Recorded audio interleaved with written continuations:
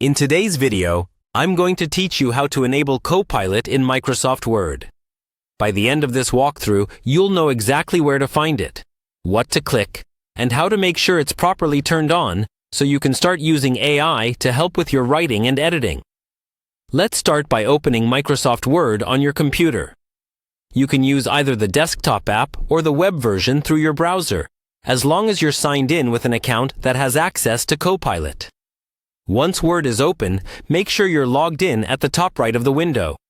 If you're not signed in, Copilot won't appear at all, so this is a key first check. Next, open an existing document or create a new blank one.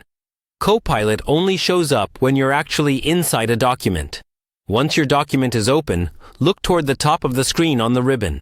Depending on your version of Word, you may see a Copilot icon, a sparkle-like symbol, or a dedicated Copilot button on the Home tab, or on its own tab. If you don't see it right away, try updating Word to the latest version. On the desktop app, go to the Account or Help section, and look for an option like Update, or Check for Updates. Once the update is complete, reopen Word and your document, and check the ribbon again for the Copilot icon. When the Copilot button is available, click it to open the Copilot pane on the right side of your document. This is where you'll interact with the AI.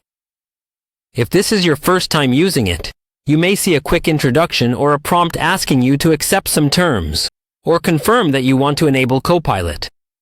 Go ahead and review that information, then continue. Now that Copilot is enabled, you'll notice it offers suggestions based on your document, or lets you type prompts directly, such as asking it to summarize your content or help you draft new text. If it doesn't respond, double-check that you're still signed in and that your internet connection is working, since Copilot needs online access.